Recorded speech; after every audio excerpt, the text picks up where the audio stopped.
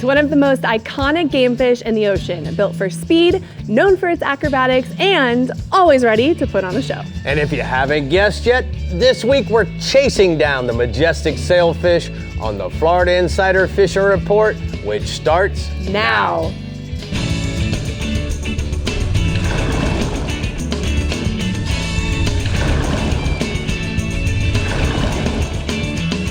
Welcome to the Florida Insider Fishing Report, presented by Yamaha.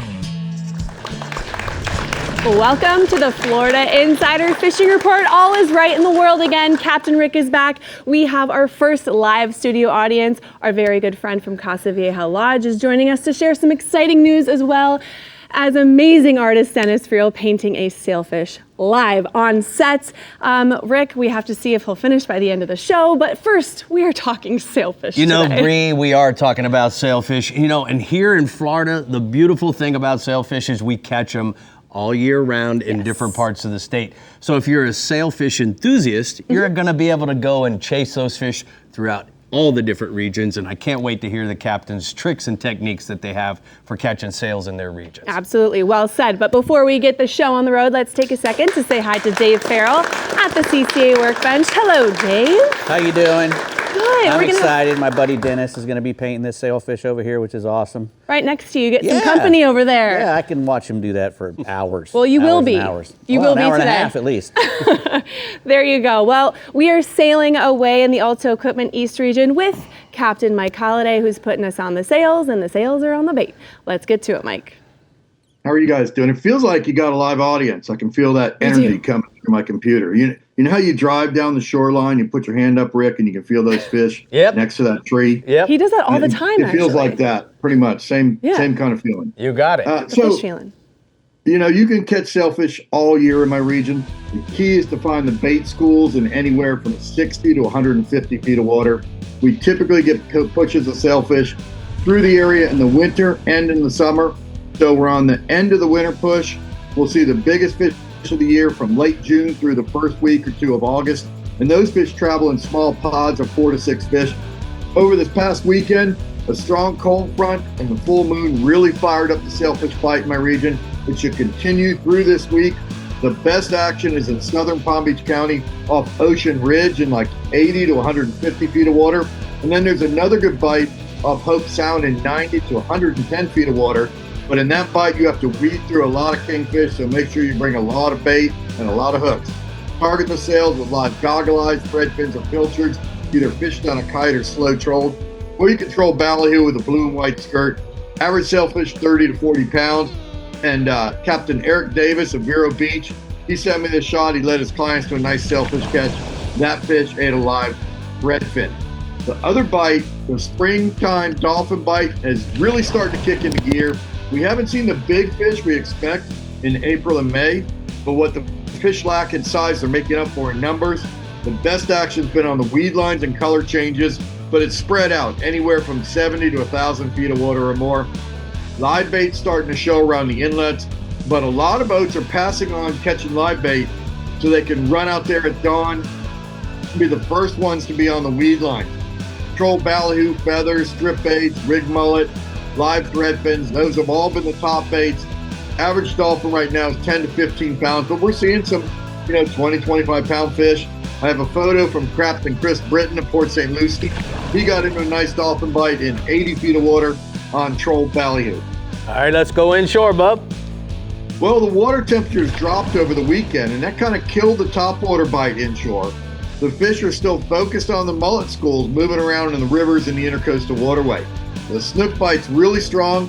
Start your day throwing black and gold swimming plugs and saltwater assassin 4-inch sea shads. Work them down the seawalls or around the docks, then move to live mullet as the day heats up. There's also been a good nighttime bite on the Palm City Bridge in Palm City and in North Bridge in Fort Pierce. Wranglers throwing big jigs like a saltwater assassin Artemis shad, or working a live shrimp down the shadow lines. And if numbers are your games, all the inlets have small fish around the docks, just inside the inlets, and also on the beaches within 100 yards of the jetties. 4-inch sea shads, live pilchards, those are the top baits there. The average snook, 6 to 12 pounds. And Captain George Gott sent me a shot of a nice snook doubleheader his clients caught. They got that in the St. Lucie River, and those fish ate live pilchards.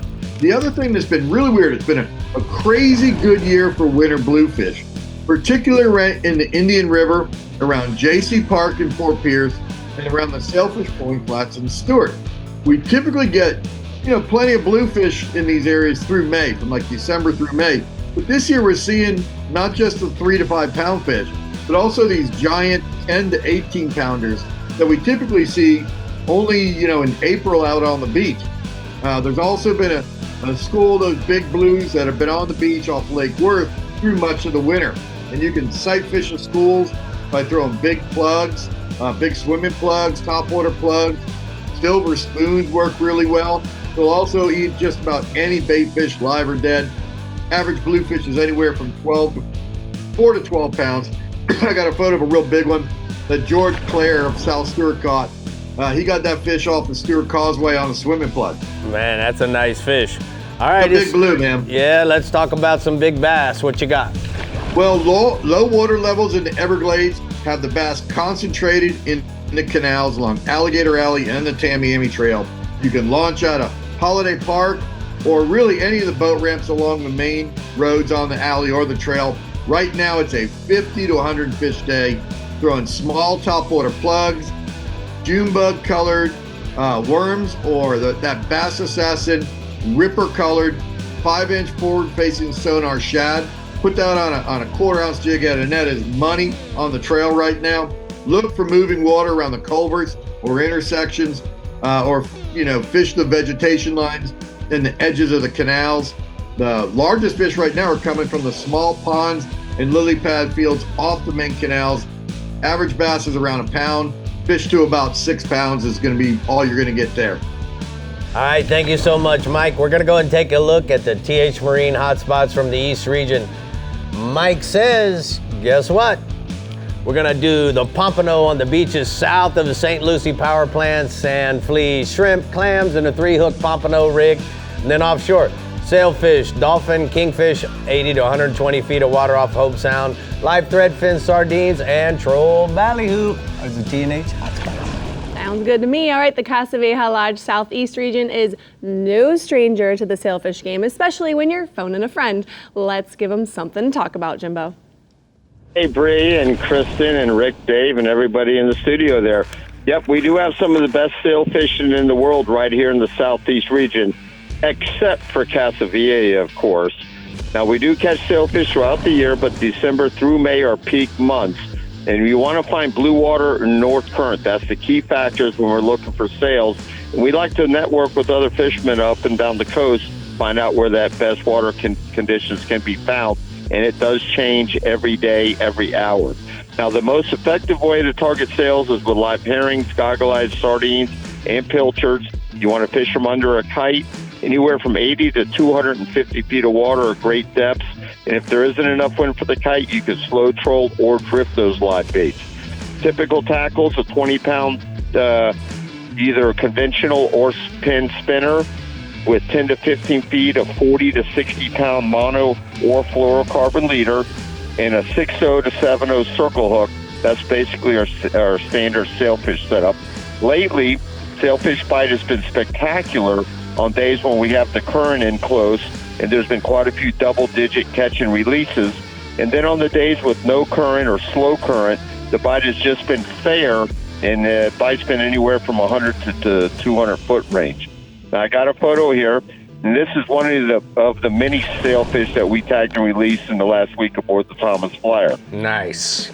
Staying offshore, mixed in with those sailfish, we've been catching blackfin tunas, and it should just keep getting better. The tuna's been anywhere from 120 to 250 feet of water.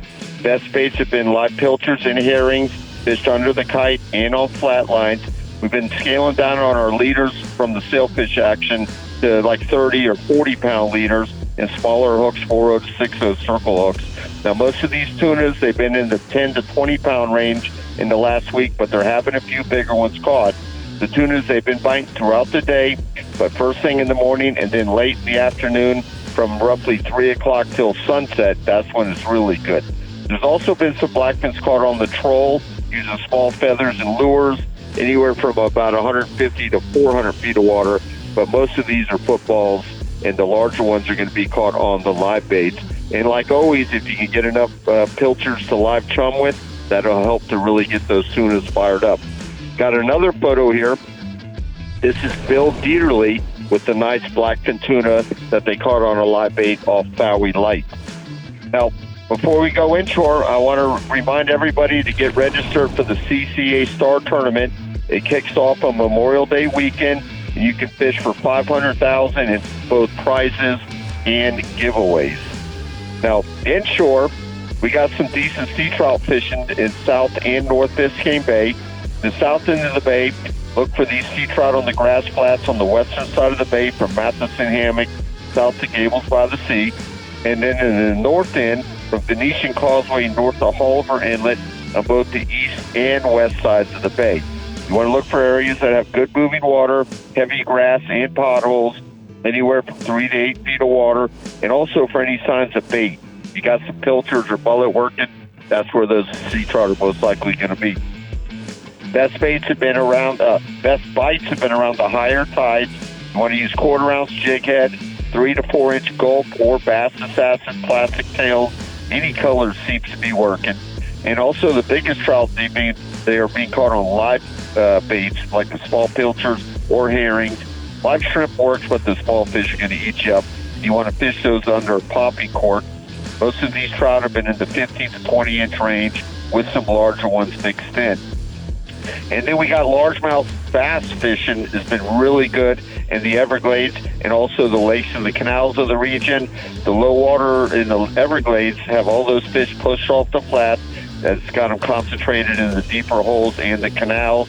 Largemouths, they've been eating live shiners, crankbaits, and artificial worms early in the morning, then late in the afternoon. The bulk of these bass are going to be on the small side, but you're going to catch a lot of them, so you're going to make up in volume for the size. And then in the lakes and the canals throughout the region, along with those largemouths, the peacock bass have been red hot. The key to catching the peacocks is to find clear water, and they're going to bite best in the middle of the day when it's the sun's at the top there. First choice bait for a peacock is a live minnow or shiner, or you can run some deep running crankbaits in soft plastics in dark colors. Got another photo here. This is Deaky Virgil with a nice Everglades bass, and I think they caught like 175 bass that day. Wow, that's awesome. Thank you for the pictures this week, Jimbo. We're gonna go ahead and take a look at the ACR hotspots from the Southeast region.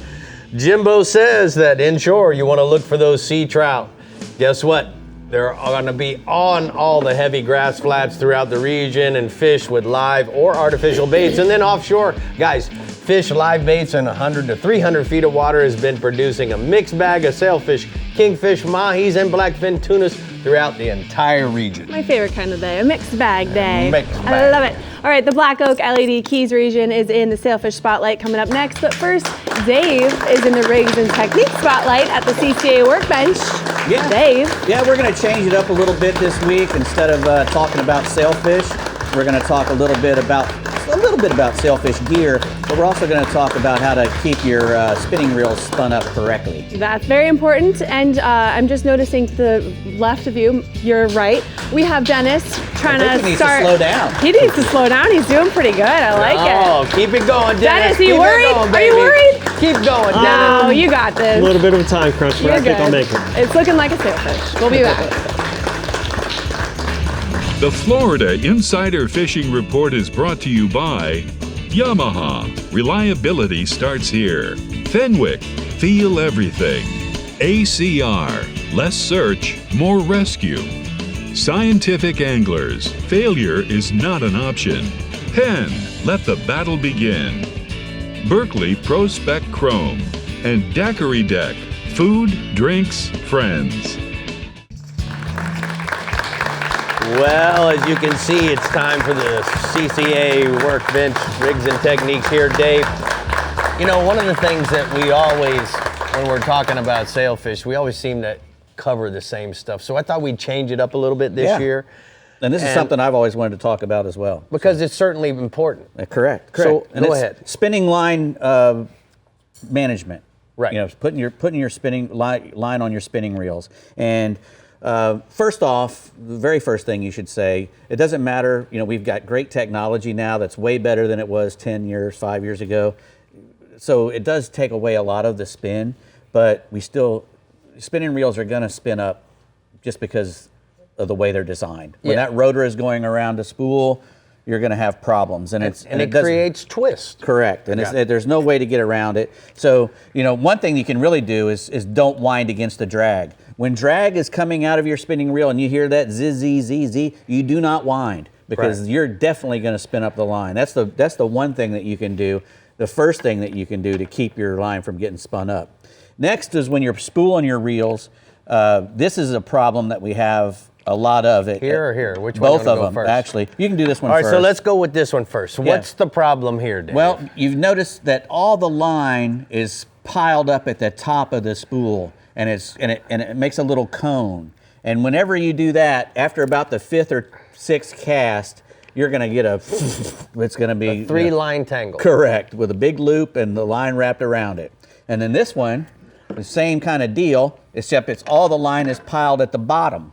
Yeah, so you can see here, guys, that it's heavier. Yeah, it's more spooled here instead of. And it's very subtle. Sometimes it's not a big cone; it can be just very subtle. But when it's doing that, usually it's on the less expensive reels, you know. And what they'll do is they'll put these little washers in the box. Right. And they'll say, "Hey," and they even have a little pamphlet in there that says, "If your line is piled up towards the top, then you need to add the one of these washers correct to the spindle, so all your line will be even." Right. And if it's all piled up at the bottom, then you take the little washer that's in there and you put the thicker one in that they send you.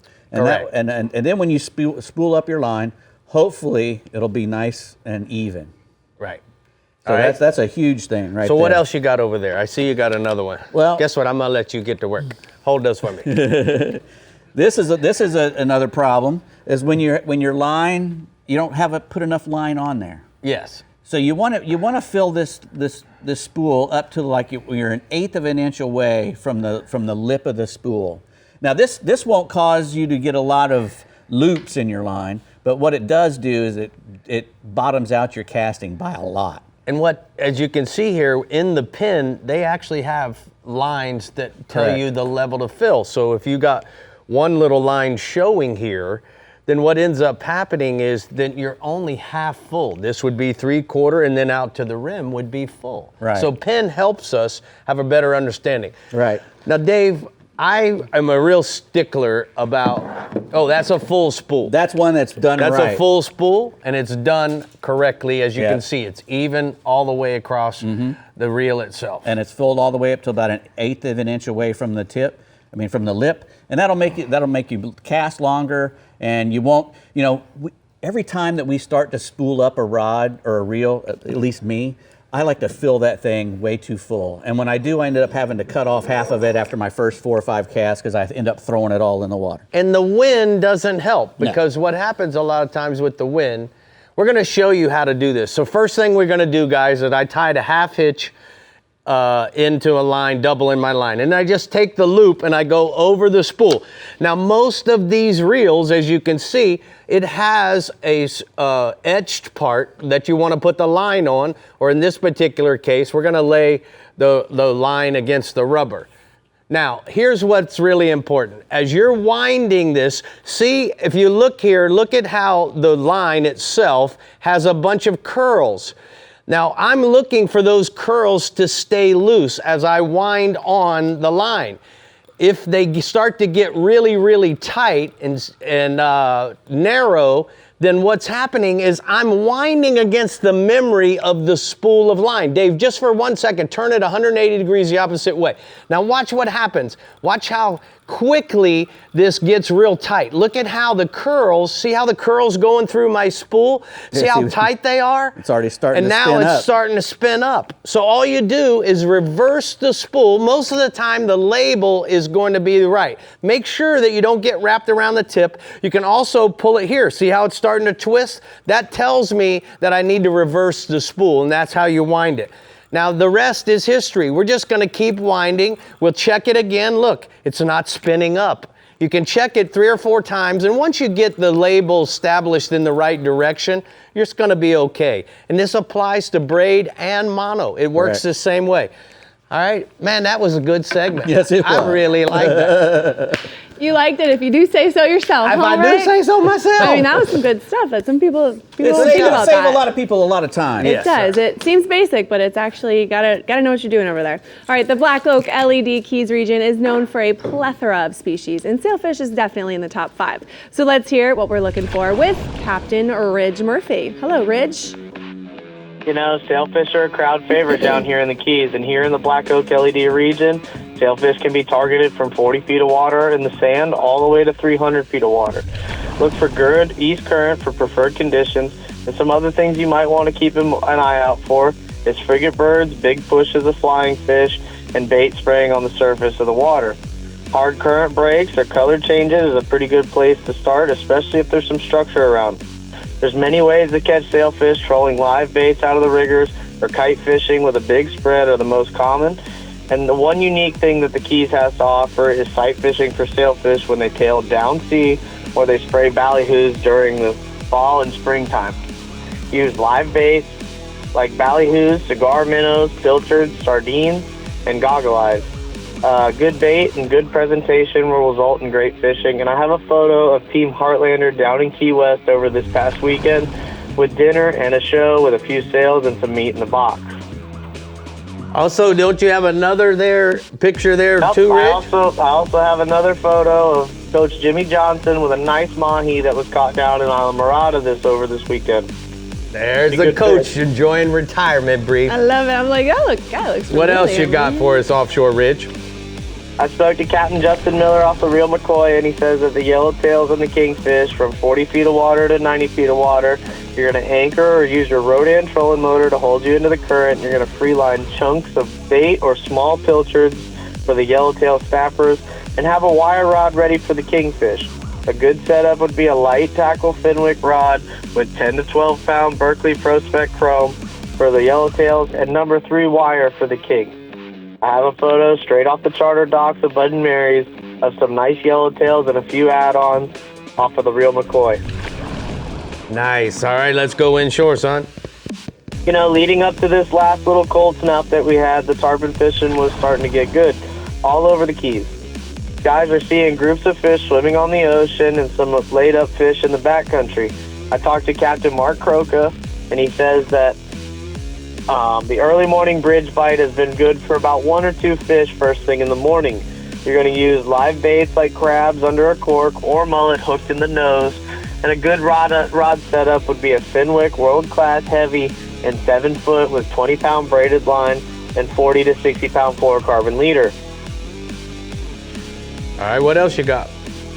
You know, just like last week's report, the backcountry snook fishing has been pretty good. Work the edges of the flats and moats and potholes, blind fishing, bass assassin, soft plastics, rigged weedless on a Fenwick Pro Elite rod with 8 to 10-pound braided line for the snooks. I have a photo of Finn Falk with a nice snook that we got on our last trip. All right, bub, thank you so much. I appreciate it. We'll see you in a little while, and we're gonna go ahead and take a look at the hotspots from the Scientific Angler in the Florida Keys. Inshore, early tarpon migration has started. Live mullet or crabs on the bridges. Fly or bass saps and soft plastics in the backcountry. Make sure to pull that extra distance, guys, and be courteous to other fishermen nearby. Offshore, yellowtails are on the edge in 40 to 90 feet of water. Kingfish mixed in as well. Look for the hard edge color change as he's referring to. Target the sailfish and other pelagic species on that kite. I loved that. Coach made a little cameo. That Yeah, was kind of about nice. it. Go Ridge. I love it. All right, let's dive on into some tournaments going on in the Florida Keys. First is the Marathon Premier Sailfish Tournament supporting Mission Fishin', a group that organizes fishing trip for special needs children and their families. Next is the Marathon Offshore Bull and Cow Dolphin Tournament, where a guaranteed $18,000 cash prize awaits the anglers who catch the largest bull and cow dolphin fish combined. Then anglers compete for cash prizes for the heaviest dolphin fishing in the Nick Sheehan Dolphin Rodeo in Tavernier, with proceeds funding scholarships in Nick's memory. And finally, fish for a cause and cash prizes in the 19th annual Mother's Day Dolphin Tournament to support Habitat for Humanity of the Middle Keys May 9th and 10th in Marathon. For more information on Keys tournaments, go to flakeys.com. But you know what? The Northeast and Panhandle regions are on deck, so stay hooked. You won't want to miss what they're reeling in next. Plus, we're saying hi to our very special friend from Casa Vieja Lodge. And as you can see and hear, we have our first live studio audience, and we want you to join us too. Do not be the one that got away. For a full list of upcoming live audience dates and to reel in your spot, just swim on over to FloridaInsiderFishingReport.com. We will see you soon.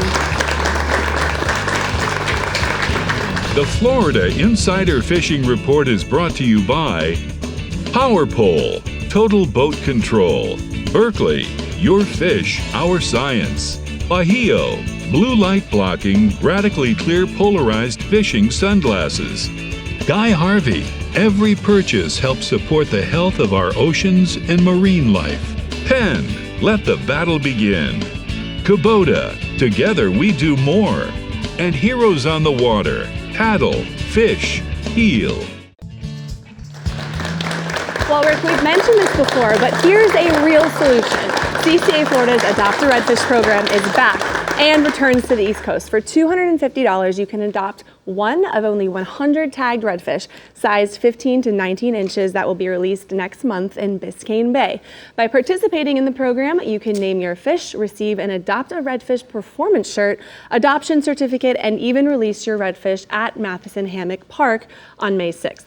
Plus, you'll receive updates when your fish is caught and released by other anglers. Support conservation and be part of the solution. Go to ccaflorida.org. Adopt a redfish to get your fish today. That is so awesome. I love that. Did you adopt one? I'm going to adopt one for Mia. I already adopted one for each one of your kids. What? Yes. That was a trick question. Thank you. They're going to love it. Oh, I know. They got to be there, though. They got to be there. Okay. All right, let's have a chat with our Northeast Region Captain, Tommy Derringer, and see what this weekend could bring us. Hello, Tommy. Hey, guys. Hey, live studio audience there. And I want to adopt all the redfish. I'll adopt all of them. I love them. I love them all. So, yeah, this is a great time of year, Bree, to go chase after some sailfish here in the Northeast region. The ocean, you know, it's been off to kind of an angry start this year. There's been quite a few windy, choppy, kind of nasty days offshore, but there has been a few windows to head out, and the sailfish have been around. You know, we get a good number of sails coming up from the south this time of year, and the offshore captains here in the region tell me the key to locating the sailfish right now is finding that cleaner or clearer blue water.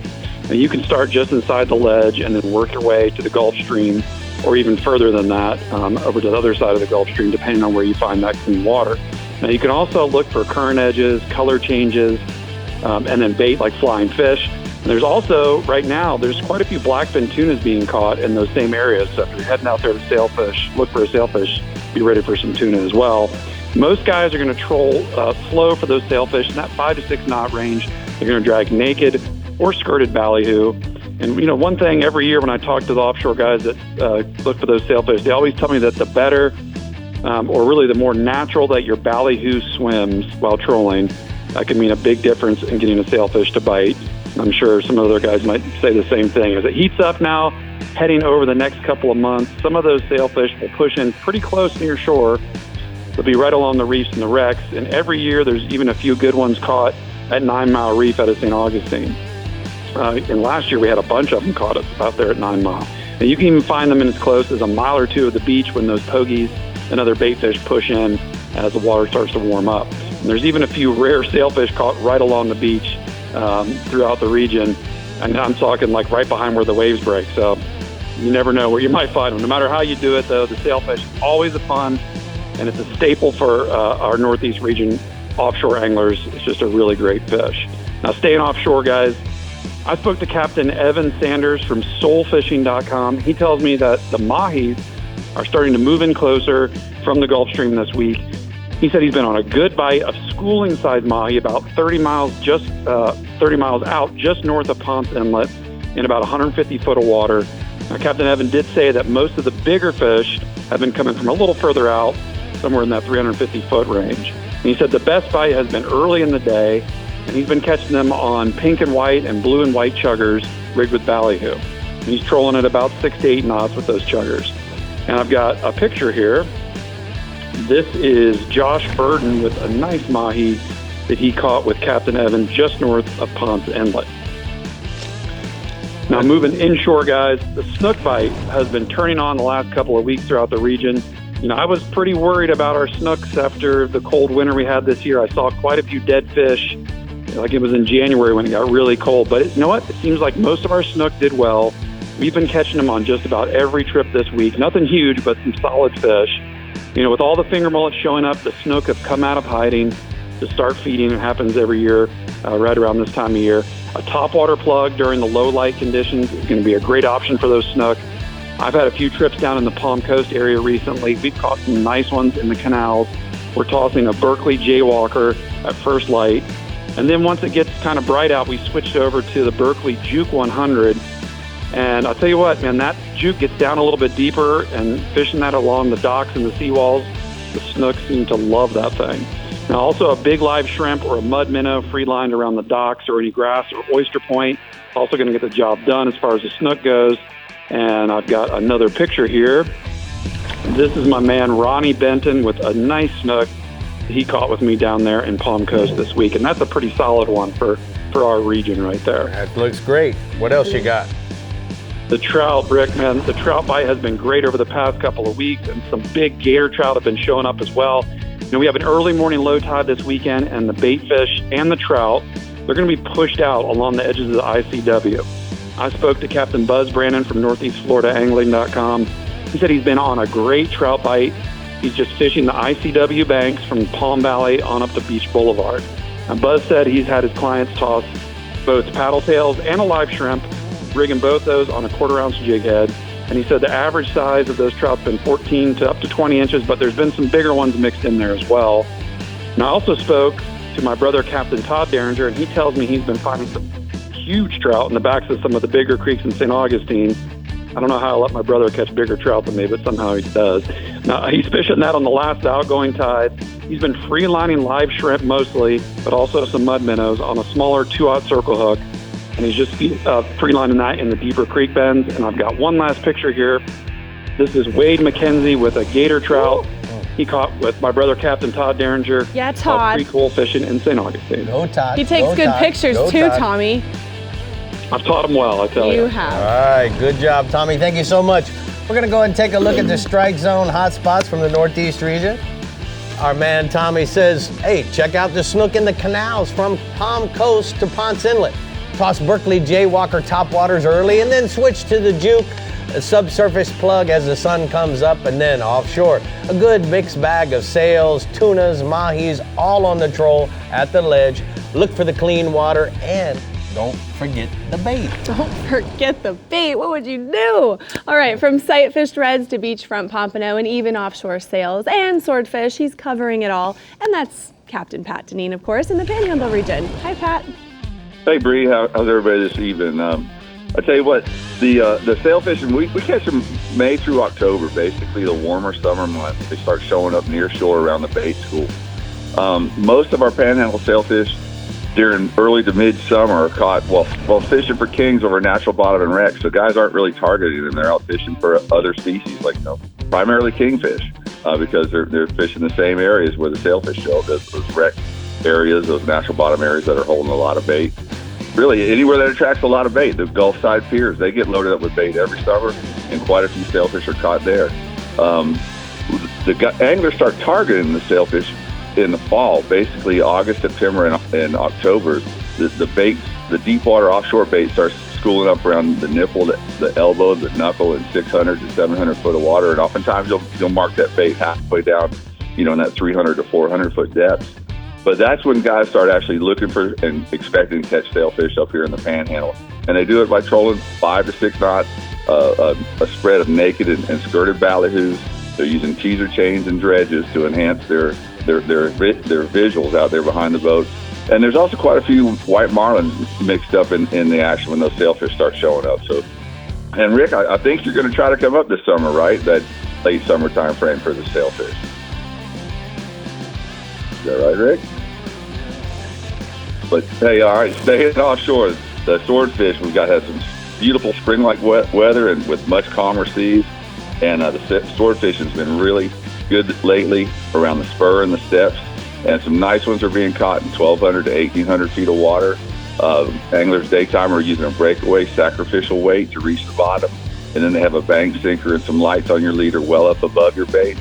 Butterfly Spanish, Boston mackerel, squid, and shrimp baits are all really good baits for daytime sword fishing.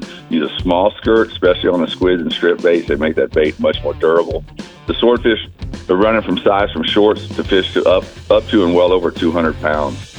And then moving inshore, the pompano fish has been on fire along the entire Gulf side beaches and the Panhandle piers, basically from Cape San Blas all the way to Pensacola. We've had clean water, decent winds, especially in the morning, and a lot of pompanos are being caught primarily by anglers fishing multiple rods from sand spikes set up with 2 hook pompano rigs baited with sand fleas. You want to add a small colored float to your hook. It keeps your bait off the bottom and it gives us some color for attraction. Look for deep pools near shore and areas where the outer bar pinches in close to the inner bar. Kind of makes a funnel, a pinch point for these fish swimming along the beach. Pompano are running up to and over 16 to 18 inches. There's a photo there of Don and Chris over at Fort Walton Beach. And that's a pair of pompanos they caught while fishing with JT on the Don Patrol. And that day they really caught a whole mess of them. So they had a fun day fishing. Staying inshore finally, the sight fishing for redfish has also been very good. The bay waters are super clear right now, and they're staying a little bit on the low side. And then you add some bluebird days with not a cloud in the sky. It's a perfect recipe for poling a flat looking for redfish. That's exactly what I'm going to be doing for the next several days. Panama City's upper bay system has been the place to be. Focus on points, tidal drains, creeks, and shorelines with a lot of wading birds, especially anywhere you see a lot of those white wading birds, there's a lot of bait there. Fish slow and quiet. Those fish are real spooky in that shallow water. A crab or a shrimp pattern works very good on a fly rod. Spinning rods, you want to use a 3-inch gulp shrimp or a bass acid sea shad, but rig them weedless and 12 to 15 pound fluorocarbon leaders. Most of these fish are slot fish, but occasionally you will catch one over slot. All right, Pat, before we go to the hot spots, I got a question for you. We talked a little bit about, just then, about coming up there and doing offshore sportsman adventures. What are we going to fish for and what time do you suggest? Rick, I'm thinking August or early September time frame. Get out there by the fads and troll for sailfish, white marlin, or fish over there by the nipple and the elbow for sailfish or white marlin. Really see where the bite is when you get here, but that late summer time frame, time to be.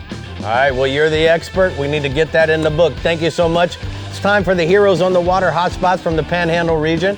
Our man Pat says that inshore, Destin, East Jetty on the incoming tide for those pompanos, and then use a set rigs baited with a little sand flea, maybe cast a pink or an orange pompano jig, and then offshore. Natural bottom, 100 to 250 feet of water producing wide catches of bottom fish. Use cut bait for mingos or triggers, and then live bait for the groupers, jacks, and mangrove snappers, Bree. All right, well, we just talked about summertime fishing with Pat, and fishing offshore this summer can be very rewarding if you are a CCA member and registered for the STAR competition presented by Yamaha. Enter your billfish, mahi-mahi, wahoo grouper, mackerel, African pompano, tilefish, tuna, cobia, snapper, permit, triple tail, sharks, sea bass, porgy, triggerfish, and jacks. Woo! That's a lot of ways to win in the Star Angle Coolers Offshore Division presented by AFCO. The competition starts Memorial Day weekend and ends Labor Day. It's not the biggest fish that wins. It's a random drawing of all the offshore catch entries for prizes like a 250 Yamaha motor, Angle Coolers, Minn Kota, AFCO, and Tigers packages, and so much more. Check out all the ways to win at ccaflstar.com. But Rick, I see you're over there with a beautiful, friendly face. Absolutely. You know, Bree, my good friend, Kristen Salazar, no stranger to the Florida Insider Fisher Report. And you know, Kristen, we've been really busy down at the lodge, but maybe there's somebody that's learning about the lodge firsthand, this first time. So why don't we tell them a little bit about what Casa Vieja Lodge is? Well, I mean, we're an all-inclusive fishing lodge off on the Pacific coast of Guatemala. Just a fun time. You don't have to worry about anything. You book your flights and we handle the rest. We got the boats, we got the rooms, we have the drinks, we have the dinners, the lunches aboard the boats. I mean, you don't have to do anything. You just come down and have fun. Certainly, Casa Vieja is known for being the best destination in the world for sail fishing. How many did you release this past season? So this past season, we actually released just over 20,000 sailfish. And raised 29,000. Raised 29,000 bites. Bites. Oh my yes, goodness. yeah. Oh my goodness. And on top of that, just about 3,000 Dorados as well. So I mean, and we're catching them and we're cooking them on the boat, and you're having a hot Dorado sandwich for lunch as well. We catch Dorados, we catch yellowfin tunas, we catch blue marlin and striped marlin. Yesterday there was a Grand Slam. Oh my goodness. Yeah, it happens often. But you know what? You've been busy with some construction projects. So why don't we tell everybody a little bit about the new rooms that we finished in January? Yes, we just finished it in January. We got 8 new rooms. That gives our clients a lot of options to be able to sleep alone. They don't got to sleep with their best friend that's there snoring all night. They can stay by themselves, Right. hang out and relax so that they're refreshed and ready for the next day. It's easy. We needed it. We lacked it. Now we have our boats. We've always needed rooms. So now we're having fun doing that, and then we're going to start expanding a little bit more as well. We're going to add another 8 rooms for 16 additional rooms. We're going to expand the pool, the tiki hut, so that everyone can just have a good time out there. Yeah, let's take a look at those renderings. I mean, this is going to be the world-class lodge now we're putting it on steroids. Yes. I love that. Now it's going to be beautiful. I mean, it was always beautiful and homey. It's still going to be homey, but a little bit more space for people to really relax, to go on a retreat, not only just to fish, but to hang out with their wives, with their families, and really just take it all in. Yes. So we do have something that we need to talk about. Yes. Go ahead. Well, my best friend and my dearest husband passed away suddenly in December. And from that, we're here. Yeah, so here we got Dave and the girls and you. Yes. We're doing what we can, and we're riding the waves, and we got 4 little beautiful girls, and we're doing what we can, when we can, and still trying to have fun, because that's what he wants at the end of the day. So in Guatemala, we had a boat parade. Yes. We brought everybody out. It was beautiful. It was absolutely beautiful. Just about every single boat there in Guatemala came out, showed their signs of respect, and it was more than I could ask for. Besides him being back here, that was more than I could ask for. Well, you know, a cool way to support the whole situation is to go down and book a few days of fishing. Mm-hmm. So how do we do that? Where do we go if we want more information about coming down to the lodge? So you can come down, you can call Kirsten or Christian here in our Miami office. They're there to answer your phone calls, answer your needs, any questions you have about Guatemala, they can help you. On top of that, you can go on our Facebook, our Instagram, you can go online. It shows all of our prices, our packages, all of our beautiful custom sport fishing boats, because we truly have the best boats in the charter boat fleet in the world. So, I mean, just check out there, and I promise you won't have any doubts at all. I agree with that. It's going to be fun. You know what? We got to go to a commercial. You did a great job. Thanks. Appreciate it. Thank you so much for being here. Bye, guys. We're going to be right back.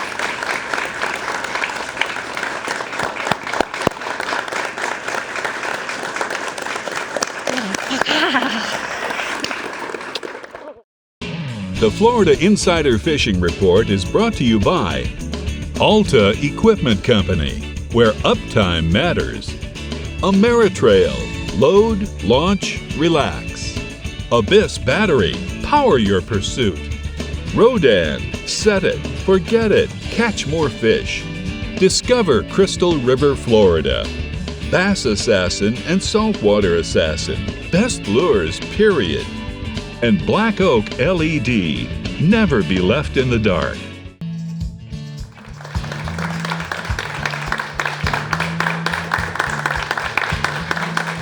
It looks like a sailfish already. Yeah, absolutely. It's time for the taco trolling the edge here at the CCA workbench. Yes, sir. We're talking about new products. Yeah, we're going to start off with the Bajío Darians there, named after the Darien rainforest. I think it said something about a river, but I think it's the rainforest. That's what I'm going with. It's a new frame for 2025. It's a medium fit, full wrap style. It's got wide temples on it to keep the sun out of the sides and, you know, give you that full focus on the front. Non-slip grip on the temples and the nose, so it stays on your face. It's got a built-in sun ledge all the way around it as well, again, to keep the sun out, which is what sunglasses are made to do. It's got the lapis tech that blocks 95% of the bad blue light, 90% of harsh yellow light, and 100% of the UV light that can hurt your eyes. So they're just great lenses, great frames. I really like that color of frame that's on there now. They've got 3 frame colors and 7 lens colors. And you can go to BajíoSunglasses.com. And you know, a lot of people don't know this, but if you want to support the Murphy family, buy Bajíos, because we're big investors in the company. Yeah. As well as my good friend Scott Martin. Right. So you know what, guys? Go get some Bajíos. Yeah, get some Bajíos. It's really a cool product. They are. They're very good. Not only because, well, yeah, you can. They've already put a tag on it telling me I can't keep them. So there you go. They did? Yeah. Okay. Yeah. Anyway, next we're going to start with the Eagle Claw L200 4EL circle hooks. These are great circle hooks for catching that sailfish that we were talking about earlier. The laser sharp light wire wide gap circle C hook. The light wire penetrates really easily and quickly, and that big gap also allows freedom of movement of the bait. Doesn't get, so the bait isn't able to ball up and get in between the hook and the fish, which happens quite a bit. So, anytime that you can get a wider gap and a lighter wire, you're keeping that possibility down, because that's how you miss a lot of fish, is when that ballyhoo spins around and gets in the gap and messes up. So that wider gap really helps that. It's got a forged shank and a hook point, so they're really, really strong. And that inline circle hook, it's good for most billfish tournaments. It's actually sponsored by the Billfish Foundation. Right. This Eagle Claw hook. So It comes in 3/0, 6/0, 7/0, 8/0, 9/0, and 10/0. And you can buy it in bulk or little medium packs like that. Nice. 50 at a time. All right. So. Next we have the Penn Fathom 50 electric. Right. Did you turn it on? I don't know if I did or not, Dave. Just turn it on. There okay, you go. There it goes.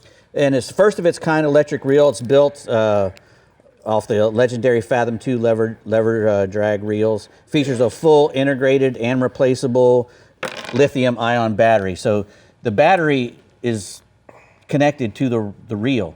So you don't have to have a cord running to an outlet or to another battery somewhere. It's all in line there. It's got a true digital line counter. Right. That's based on the diameter. You put the diameter of the line in there, and it allows you to, hold it for a second.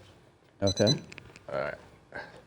The cool part about it is how high speed it is. And you know what? They make these in a 30, a 50, and an 80. We use them not only for kite reels, but we use them for teaser reels. And then we also use them for deep dropping. Yeah.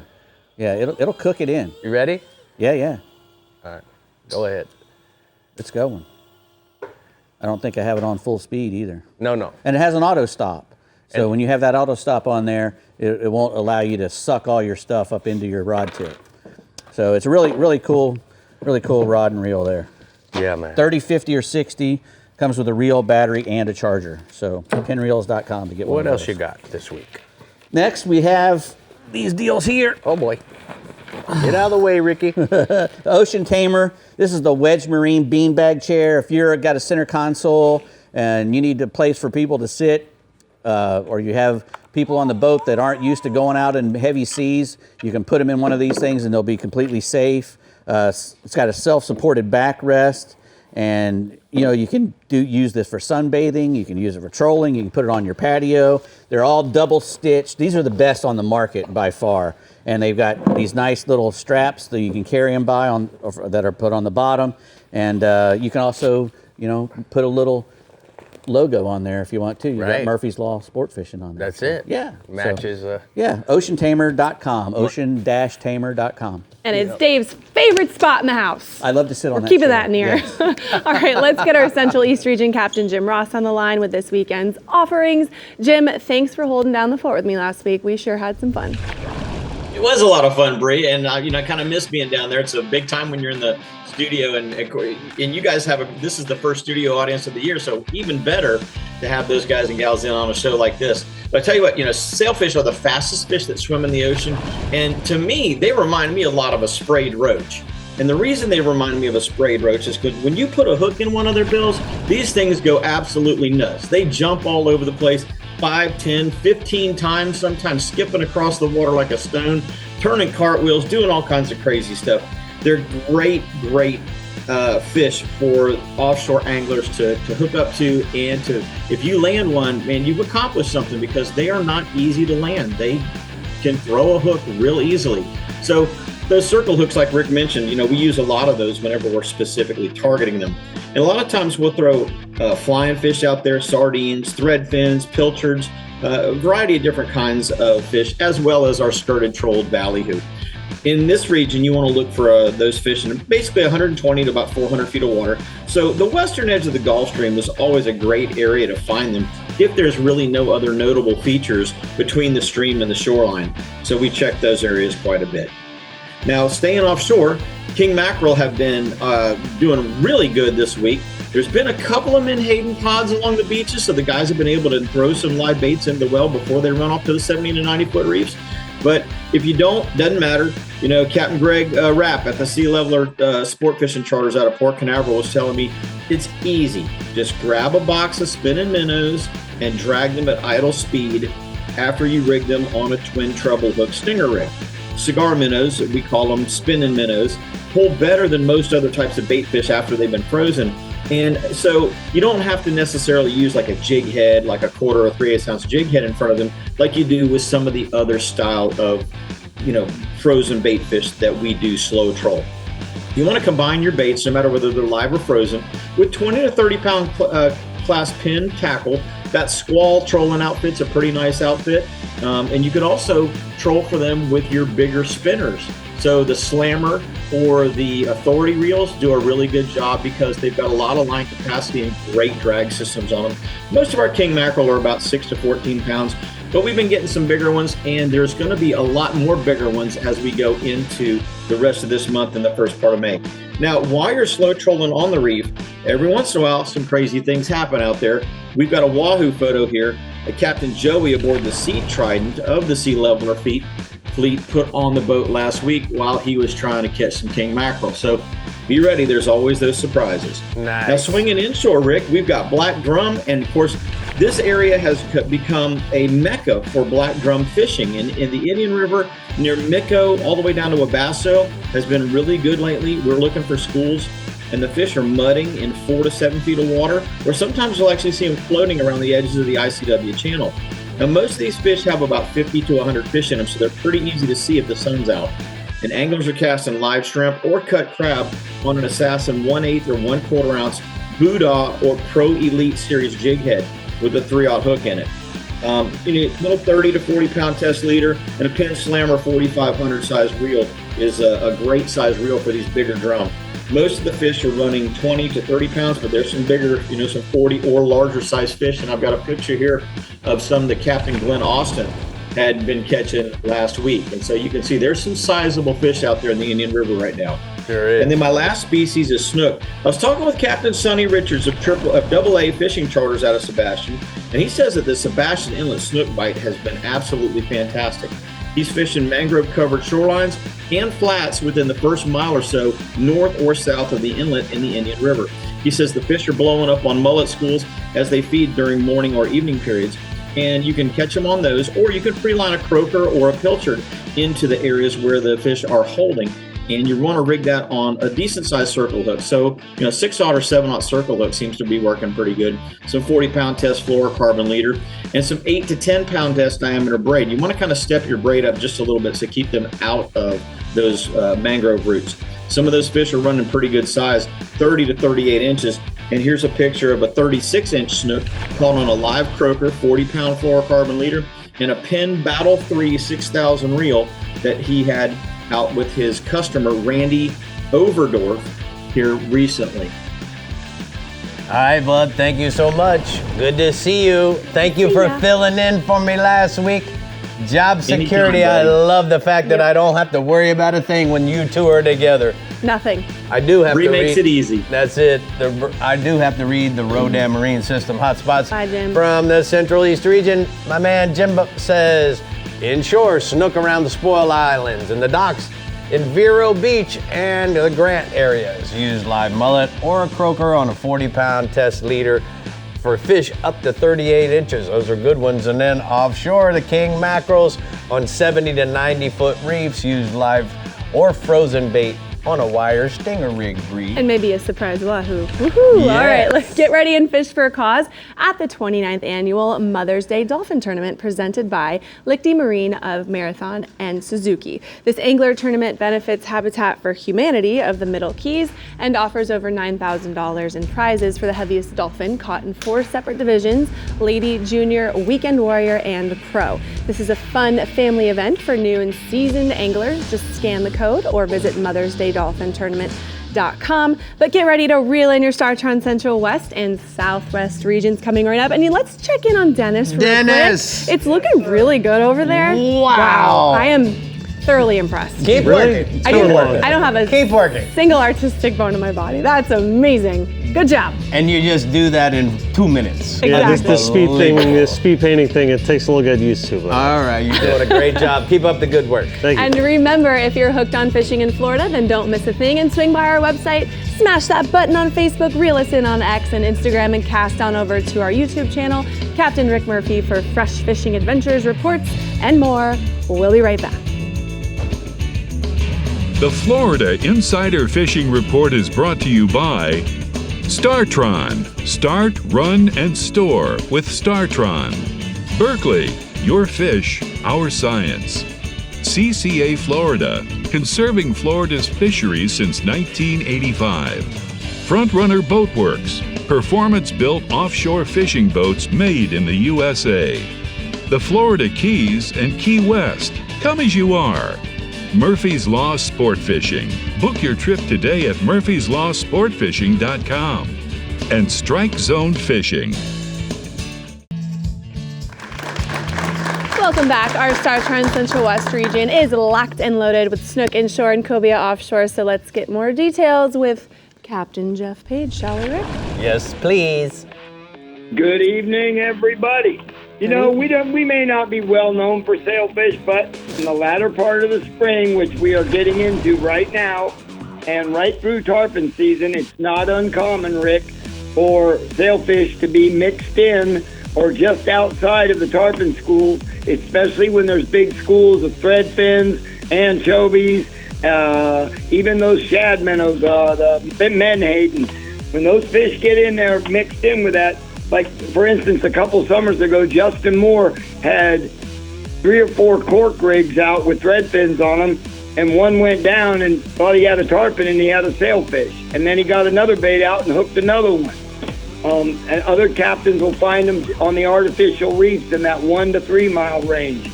It's all about the bait schools, and it's all about timing and the water temperature.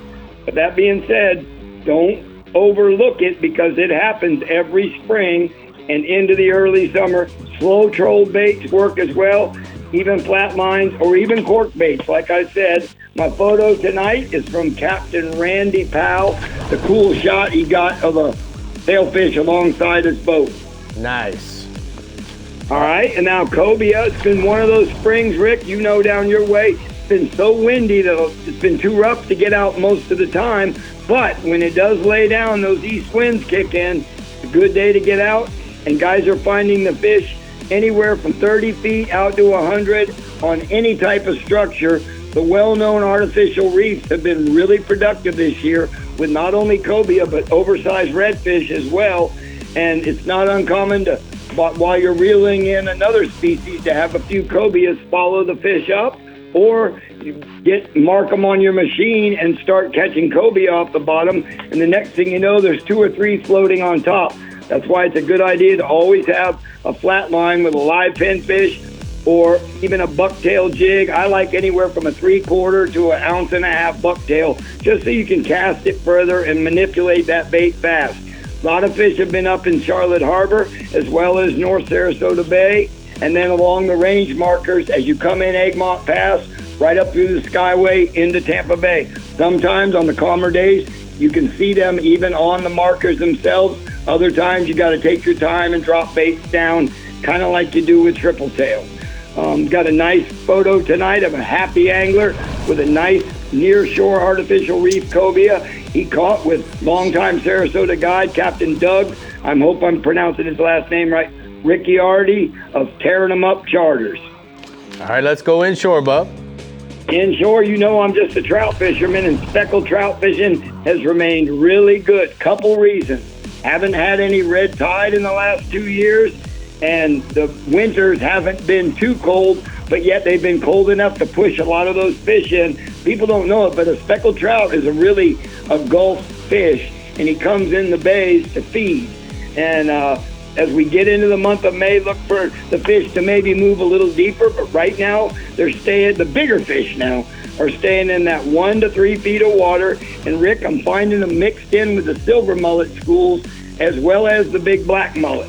That being said, I'll give you another little tip. Look for the big balls of red moss grass and sand hole mixture, and that's a good recipe for finding those big trout, especially on the clear days when you've got that sunlight and you can stay off those red moss grass and you can spot them a long way away.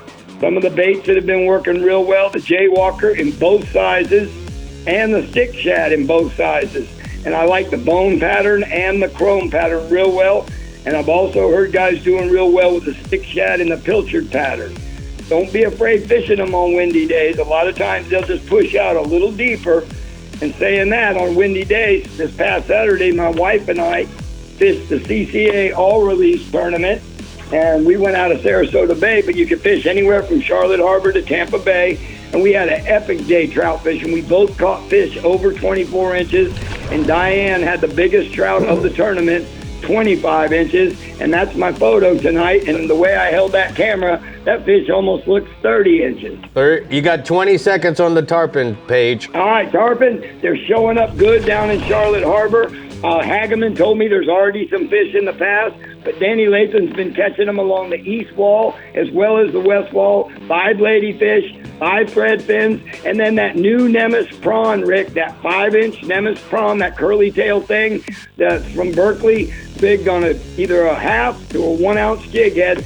Slow fall, hit them when they eat it. They're also at the Skyway Bridge. And my photo tonight is of, he's not young anymore, Dylan McDonald with a nice tarpon. All right, man, you got it all in. I don't know how, but it's time for the Daiquiri Deck Hotspots from the Central West region. Captain Page says inshore, snook, fish the higher stages of the tide around the mangrove islands and the oyster bars in Bull and Turtle Bay. Use live pilchards, thread fins, pinfish, free line, or cork baits. And then offshore, cobias on most of the nearshore artificial reefs and structure in 1 to 7 mile range. Don't be surprised if you see a lot of fish on the surface. A free line pinfish or a 1 to 1 ounce half ounce to 1 ounce bucktail is perfect for that. And that curly tail thing. All right, we're continuing the Easter weekend fun in the Phillips and Jordan Southwest region with Captain Ronnie Houston, where cobia have followed the offshore West Coast trend and tarpon are looking for an inshore fight. Go for it, Ronnie. Well, obviously, guys, sailfish is not common in the region, but I'll tell you what, we're still groupers. We're still getting cold fronts in mid-April. But I'll tell you what, that keeps the guys offshore. But once the weather gets better, the bite gets a little bit stronger. Guys are getting out. Once the weather cooperates, depths of 85 to 120 feet of water. Work your way out starting at 85. But the better grade of fish seems to still be in that 110-foot range, and they're being caught in a variety of ways. Guys are catching them on bucktails with squid, or they're using the slow pitch jigs. Seems to be catching a lot of quality fish slow pitching, but live pinfish has also been working when you can get them. Also, cut baits have been working. Start with the squid. You're not catching them on the squid. Alter off with maybe some herring. Got to watch the currents out there right now. Always have plenty of weight, anywhere from 6 to 9 ounces of weight. Guys are also telling me 50 to 80 pound fluorocarbon, and guys are using anywhere from 5.0 to 6.0 circle hooks. There's a variety of grouper that are recently caught once the weather comes down in the southwest region. Second species is going to be the mangrove snappers. Now, Once this weather cooperates, the water is going to be stirred up, and I'm getting mixed reports right now, 65 to 85 feet, as well as 95 to 110 feet. Ledges and areas of hard bottom is what they're telling me. Some guys are fishing in the shallower depths, and what they're doing is chumming, try to draw the fish up off the bottom. Now, if you can get the fish midway up, simply dropping back small cut baits or live pilchers that are being caught off some of the beaches right now. But out in some of those deeper depths, some of the bigger ones are being caught on whole squid or big chunks of herring. Guys are also telling me the water stirred up, you get up to 40-pound leader. Clean water, 20-pound leaders, depending upon the water clarity, like I said. 3 to 4-0 circle hooks. Out in those deeper depths, chicken rigs are also working. Here's a picture, recently caught some nice mangrove snappers out in those deeper depths I've talked about, and they're being caught with the chicken rigs. The inshore side, although, like I said, we're still getting the cold fronts in April, in between the warm-ups and the light winds, the snook bite is really improving right now from Coon Key all the way down into the Everglades. You want to concentrate on good moving water. Better bite seems to be on the mid-tide before the water gets too high. Now, you want to concentrate on fishing points, an area of deadwood on the outer Gulf, and those are starting to produce really bigger fish up into the 40-inch range. Get the live pilchard, chumming live pilchards, and some of those points are working. On the calmer days, you can see those herring. Herring are also working, but on the artificial side, the Berkeley Jaywalker, and I'll tell you what, in that 2 to 4 foot range, the Berkeley stick shads and pilchard in color to match the hatch. The cleaner water, though, you can also use a variety of cut baits on knocker rigs. They're also producing those nice fish. Moderate days seem to be better. And there's a picture of a recent snook caught while fishing with Derek Daffin down in the Florida Everglades. Nice. Last species is going to be the redfish. Now, the northern ends of the region right now, from the West Wall, Bull and Turtle Bay, on your lower stages of the tide. You want to concentrate on potholes and troughs. Now, the better way to catch these fish is going to be on your 2 tide days. Those 1 tide days, water doesn't move enough, fish are tougher to catch. Fish in the deeper shorelines or in the bushes once the area gets high. Also concentrate on areas of bait and roaming mullet. That seems to be the key. In your cleaner water, your darker color soft plastics like the Bass Assassin Little P&V, 1/8 ounce to 1/4 ounce jig heads, darker baits like the Golden Brim, root beer or the watermelon. I prefer the Golden Brim. Don't want to use artificials. Cutting live shrimp, cut mullet, or ladyfish also working. But if you get the pilchards, chumming the pilchards to bring them out of the bushes on the higher tides, and have a picture of a nice oversized redfish caught while fishing the Bass Assassin Little P&V on Golden Brim. Good news this weekend in the Phillips and Jordan Southwest region.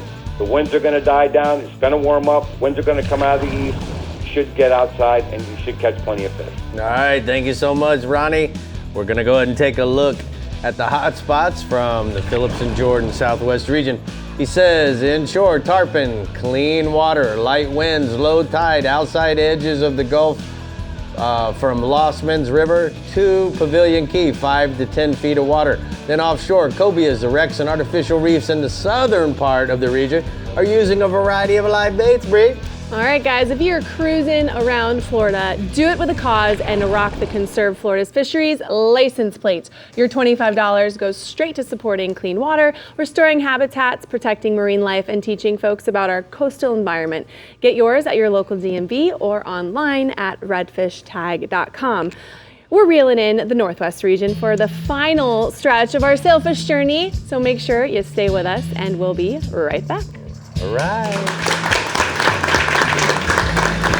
The Florida Insider Fishing Report is brought to you by Yamaha. Reliability starts here. Casa Vieja Lodge, 5-star angling in beautiful Guatemala. Fenwick, feel everything. Phillips and Jordan, building critical infrastructure that matters. Castaway Coffee, one taste and you'll be hooked. Sportsman's Adventures with Captain Rick Murphy, fishing for adventure. Berkeley Prospec Chrome, and Taco Marine, master the catch.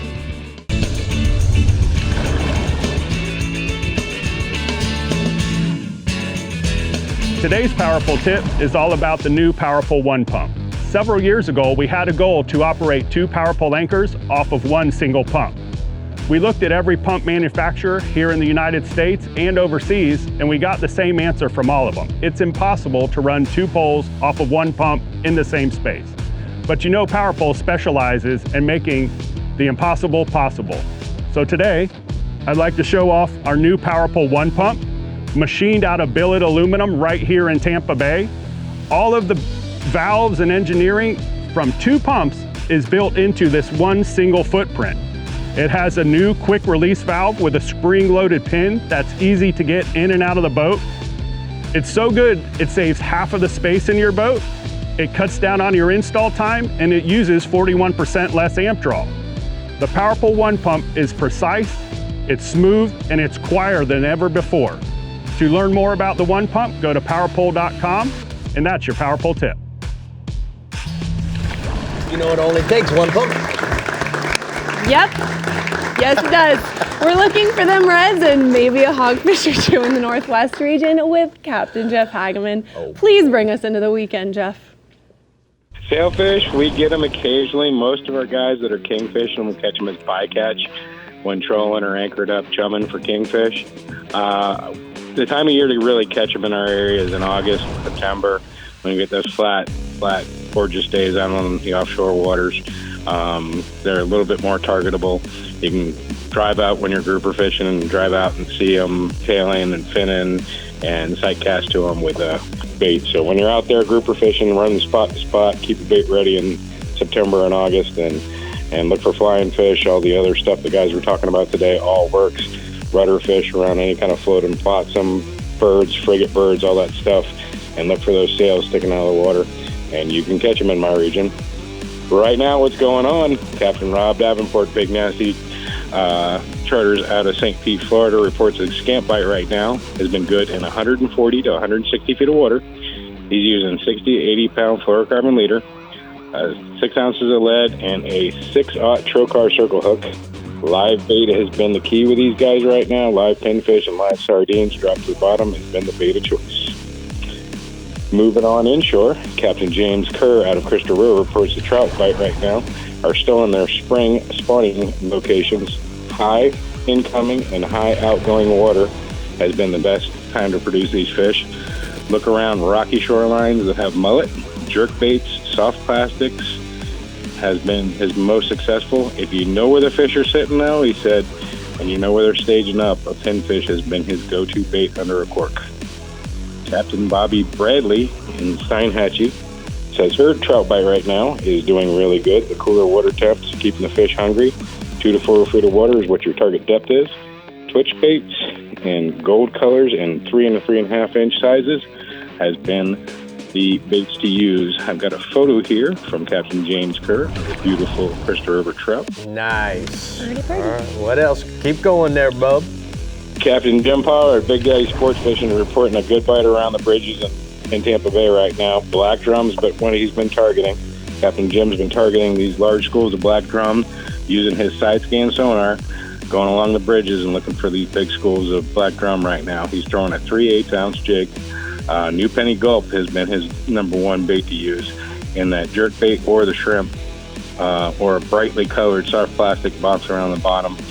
Once he finds these schools on the side scan, jig's rigged on anywhere from 4.5 to 5 feet of 30-pound fluorocarbon leader and a 20-pound setup. Must one away from those structure. And I got a photo here of a beautiful Tampa Bay black drum from Captain Jim. Hi, Hag, I got a personal question for you. You know, when you and Christina go fishing, what is her favorite fish to fish for? Ooh, that's a good one. Yeah. Used to be tarpon, but she didn't like pulling on them big ones, so she likes the smaller tarpon. So when we go for tarpon fishing, she likes to catch those juveniles. It used to be the big ones, but she doesn't like pulling on them as much anymore. She likes them jumping, so those smaller tarpon are probably her favorite. After that would probably be redfish. All right, after that, redfish. Okay, I got it. All right, well, I want you to make sure you tell all the boys down south that I said hello. I want to come over and see you guys. Maybe we can go eat some dinner or go do a sunset. I don't know, or maybe come scalloping with us this year. No. We want to go over there and go catch a tarpon while the sun's going down. Fine. Can we do that, Hag? And bring Christina. That and a cabbage creeper. Okay, sounds like a plan. I appreciate you very much, bud. We're gonna go ahead and take a look at the Discover Crystal River hotspots.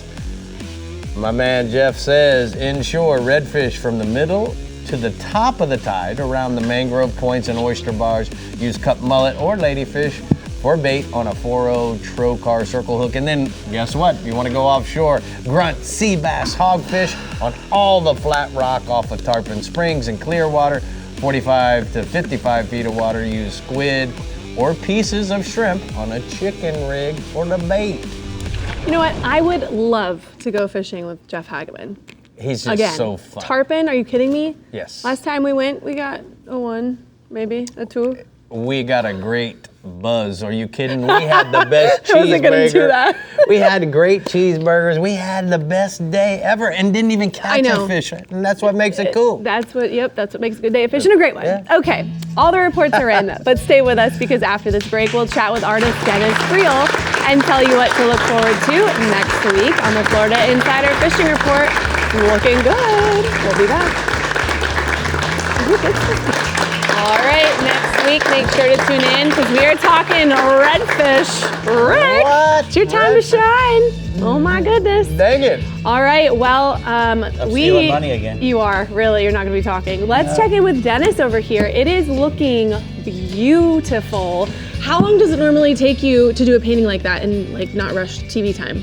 So this is a much different technique than I normally paint. Like I'm normally a very refined detail, I'll put about 100 hours into each painting. Wow. And this is 1 hour, so. I think you should go big I route can't now. even imagine. It's a lot easier on you. Well, Yeah. thank you for being here with us, Dennis. That was amazing. Such a great, beautiful painting. beautiful. Thank you for Happy having me. birthday to Ben on set here. It's his 14th. He's going peacock fishing. We'll see you next Good week. on him. Thanks Bye, for tuning guys. in.